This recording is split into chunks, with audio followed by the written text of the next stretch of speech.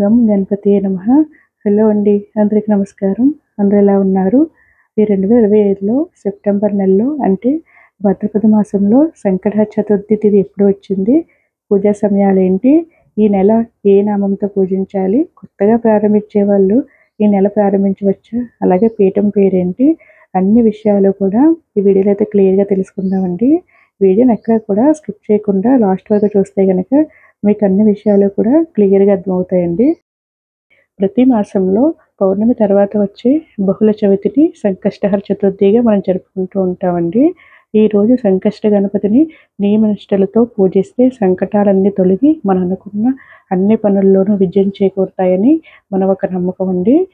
ఇలా ప్రతి నెల కూడా ఈ వ్రతాన్ని ఒక సంకల్పం చెప్పుకొని 3 నెలలు కానీ, 5 నెలలు కానీ, 11 నెలలు కానీ, లేకపోతే 21 నెలల పాటు ఈ వ్రతాన్ని అయితే ఆచరించాలండి. మనం అనుకున్న పనులన్నీ కూడా విజయం చేకూరుతాయి. ఈ 2025లో సెప్టెంబర్ నెల అంటే భాద్రపద మాసంలో సంకటహర చతుర్థి తిథి ఎప్పుడు వచ్చిందంటే చవితి తిథి ప్రారంభం వచ్చి సెప్టెంబర్ 10 బుధవారం మధ్యాహ్నం 3:38 నుంచి ప్రారంభమై సెప్టెంబర్ 11 గురువారం మధ్యాహ్నం 12:45 అయితే చవితి తిథి అనేది ముగుస్తుందండి.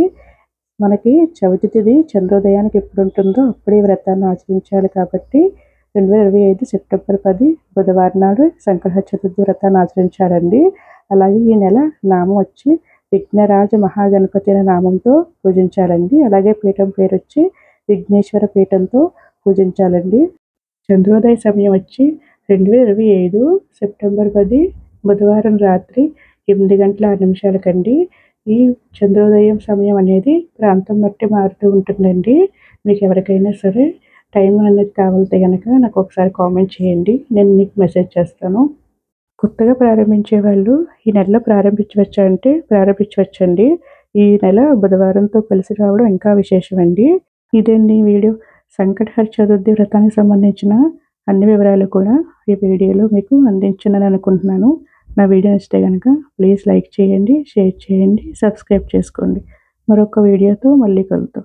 Thank you for watching. Survey జన సుఖినో భవంతు.